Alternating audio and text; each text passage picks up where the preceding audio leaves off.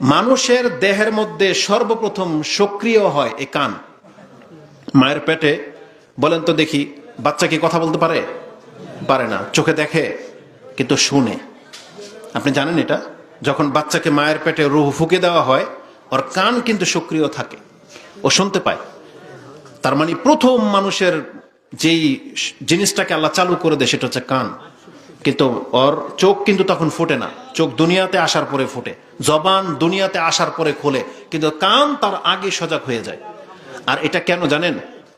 এই কান, এই শ্রবণ শক্তি, এটা আল্লাহর পক্ষ থেকে অনেক বড় একটা নেয়ামত। যারা এটাকে কাজে লাগান না, আপনি পশুর চাইতে নিকৃষ্ট। কেন জানেন? পশুদের কান কিন্তু আমাদের চাইতে বড়। আমাদের চাইতে বড় না? আপনি দেখেছেন গরুর কান কত বড়? কিন্তু গরুকে এখন আপনি রাস্তা দিয়ে ধরবেন, ধরে কোরআনের একটা আয়াত শোনাইবেন, গরুর কোনো প্রতিক্রিয়া হইব? আপনি ডেক্সিট, ওই যে আপনার হাই ভোল্টেজের একটা স্পিকার গরুকে দিয়ে একটা মিউজিক চালিয়ে দিবেন, দেখেন তো গরু একটু ড্যান্স করে কিনা? করবে গরু ড্যান্স? করবে না। কেন করবে না? ওর তো কান তো অনেক বড়। করবে না কেন?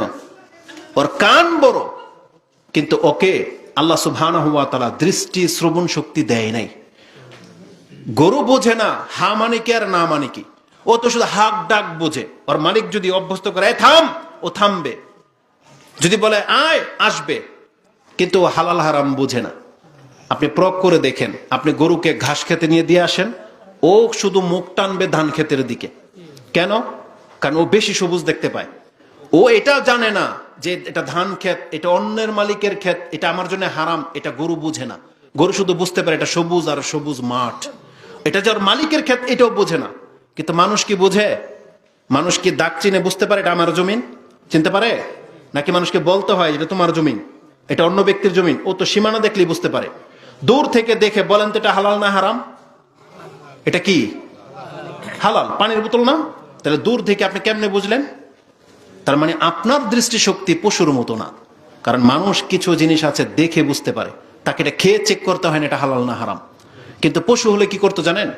পশু সামনে আসতো, আগে মুখ লাগাইতো, শুঙে দেখতো এটাকে আমার উপযুক্ত নাকি উপযুক্ত না।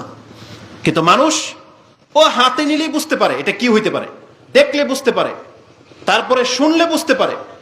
যেমন আপনাকে যখন আপনার মালিক বলতেছে থামো, আপনাকে এটা থামতে বলা হয়েছে, এটা আপনি বুঝতে পারেন, কিন্তু এটা পশু বুঝতে পারে না। তাহলে আজকের এই মাহফিল আপনি বুঝলে এটা হচ্ছে আপনি ইনসান, আর না বুঝলে ওই যে পশুর মতো শুধু আমরা ওই হাক ডাক দিচ্ছি। তাহলে যাদেরকে আল্লাহ সুবহানাহু ওয়া তাআলা শ্রবণ শক্তি দিয়েছে কিন্তু কাজে লাগায় না, আপনি সেই আয়াত নিশ্চয়ই জানেন, বহুবার হয়তো শুনেছেন। সূরা আরাফে রয়েছে 179 নম্বর আয়াত, যে তারা পশুর চাইতে নিকৃষ্ট। বলা হয় না বাল হুম আদল? আমি পুরো আয়াতের দিকে চাচ্ছি না, এটা আমার সাবজেক্ট না আজকে, কিন্তু আমি ইঙ্গিত দিয়ে দিলাম আপনাকে যে আপনি জানেন যে মানুষ যদি তার শ্রবণ শক্তিকে কাজে না লাগায়, দৃষ্টিশক্তিকে কাজে না লাগায়, তাহলে সে হচ্ছে পশুর সমান। বরং আল্লাহ বলেছেন বাল হুম আদল, সে পশুর চাইতে নিকৃষ্ট। কেন? কে আমি তাকে শ্রবণ শক্তি দিয়েছি কিন্তু সেটাকে কাজে লাগাইল না। এটা বড় সেন্সিটিভ জিনিস। এবং আপনি জানেন জাহান্নামে যখন জাহান্নামীরা যাবে, জাহান্নামের ফেরেশতা আশ্চর্য হয়ে বলবে, আরে তোমরা তো মুসলিম ছিলা, তোমাদের কাছে রাসূল পাঠানো হয়েছে, তো তোমরা জাহান্নামে কেন? বলা হবে আলাম ইয়াতিকুম নাজির, যেটা আপনি সূরা মুলকে পেয়ে যাবেন 67 নাম্বার সূরার 8, 9, 10 এই আয়াতগুলো পড়েন। তাদেরকে বলা হবে আলাম ইয়াতিকুম নাজির, তোমাদের কাছে কি কোনো সতর্ককারী আসেনি? তারা বলবে কালু বালা কাদ জাআনা নাযীরুন ফাকাজ্জাবনা, হ্যাঁ আমাদের কাছে সতর্ককারী এসেছিল কিন্তু আমরা তাদেরকে মিথ্যা প্রতিপন্ন করেছি। আর তারা কি বলবে? ওকালু লাউ কুন্না নাসমাউ, এই দেখেন প্রথম সেন্টেন্স, যদি দুনিয়াতে আমরা কথা কি করতাম? শুনতাম। ওকালু লাউ কুন্না নাসমাউ, যদি আমি সেই দিন বা আমাদের দুনিয়াতে যা বলা হয়েছিল যদি আমি শুনতাম, আও না আকিলু, যদি বুঝতাম, মা কুন্না ফি আসহাবিস সাইর, তাহলে আজকে আমি এই প্রজ্বলিত অগ্নির মধ্যে পতিত হই না। তার মানে আল্লাহ বুঝাই দিতে চেয়েছেন যে মানুষ কেন জাহান্নামে যাবে? যারা ধর্মের কথা শুনবে না আর শোনার পরে মানবে না, তাদের এই দশাই হবে। আজকে আমাদের সমাজের চিত্র দেখেন, এই যে বলেছিলাম এই বাচ্চা, তার বাপ মা তাকে যদি শিখাইতো, আহলে হাদিসের পরিবার যেহেতু আপনি বলেছেন, আপনার বাচ্চাকে তো এটা ছোট থেকে শেখানো উচিত ছিল যে মূর্তির সাথে আমাদের শত্রুতাটা কোথায়। পুতুলের সাথে আমাদের সম্পর্কটা কোথায়, এটা তো আপনাকে শেখানো উচিত ছিল। নাহলে এই বাচ্চা 15 বছরের বাচ্চা এটা এই কথা বলতে পারে না।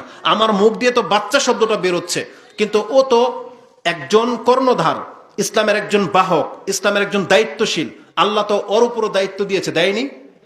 15 বছরের বাচ্চার উপর কি ইসলাম ফরজ হয় নাই? কত বছর বয়স থেকে ফরজ? 10 বছর বাচ্চার উপর ইসলাম ফরজ। বরং আরো সেন্সিটিভ বিষয় কি জানেন? আমাদের নবী মুহাম্মদ সাল্লাল্লাহু আলাইহি ওয়াসাল্লাম তিনি 7-8 বছরের বাচ্চাকে, 6-7 বছরের বাচ্চাকে এমন দায়িত্ব শিক্ষা দিয়েছেন, এমন গভীর কথা বলেছেন, যেটা আমরা 30-40 বছরের ব্যক্তিদেরকে আমরা উপদেশ দিই না। আমরা ভার্সিটির ছেলেদেরকেও এইভাবে নসিহা করি না, যেটা রাসূলুল্লাহ সাল্লাল্লাহু আলাইহি ওয়াসাল্লাম একটা 5-7 বছরের বাচ্চাকে নসিহা করতেন। আপনি ভুলে গেছেন সেই বাক্য। আব্দুল ইবনে আব্বাস রাদিয়াল্লাহু তাআলা আনহুমাকে রাসূল সাল্লাল্লাহু আলাইহি ওয়াসাল্লাম কি বলেছিল? বলছি, ইয়া গোলাম ইন্নী আল্লিমুকা কালিমাত ইহফাজিল্লাহ ইয়াহফাজুক, ইহফাজিল্লাহ তাজিদহু তুজাহাক।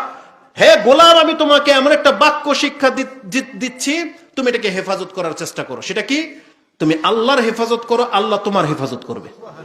একটা বাচ্চাকে বলতেছে। আচ্ছা বলেন তো ও কি বুঝবে এটা? ওকে তো বলবো আমরা তুমি ডান হাতে খাবা, এই ঝুমতেছে, ওকে বলবো আমরা ডান হাতে খাইবা, বিসমিল্লাহ বলে খাইবা। এটা না আমরা শিখাই বাচ্চাদেরকে? সালাম দিয়ে কথা বলবা, বিসমিল্লাহ দিয়ে ঘর থেকে বের হইবা, এটা তো রাসূল শিখাতেন।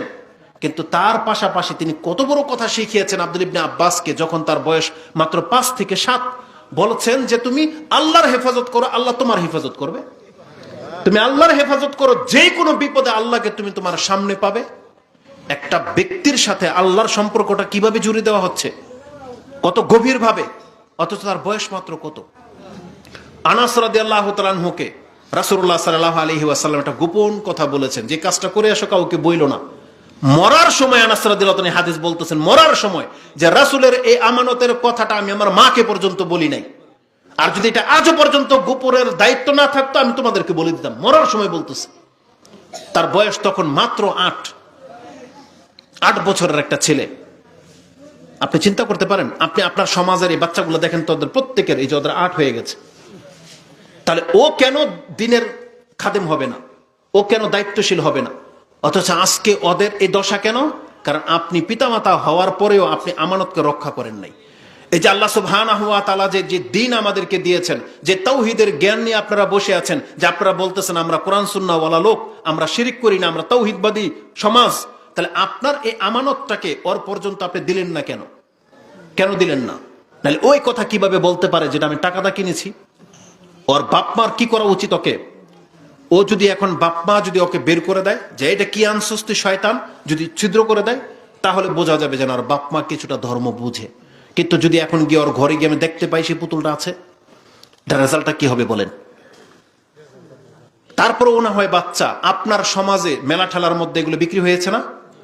আপনি দায়িত্বশীল, আপনার চোখে দেখেন নাই? ওদেরকে ঢুকতে দিলেন কেন? ও বিক্রি করার সাহস কিভাবে পেল? ও তো এটা মাজারের এলাকায় গিয়ে, রেজবির ভান্ডারের এলাকায় গিয়ে ব্যস্ত, আহলে হাদিসের মধ্যে পুতুল নিয়ে ঢুকলো কিভাবে ও? তার মানে আপনারা দিন বুঝেন না। আর না হয় বলবে দৌড়, ওর ব্যাপার ও বুঝবে, আমার ব্যাপার আমি বুঝবো। কিন্তু আল্লাহকে আপনাকে ছেড়ে দিবে? প্রত্যেকে আমরা দায়িত্বশীল না? কুল্লুকুম মাসউলুন, তোমরা প্রত্যেকে দায়িত্বশীল।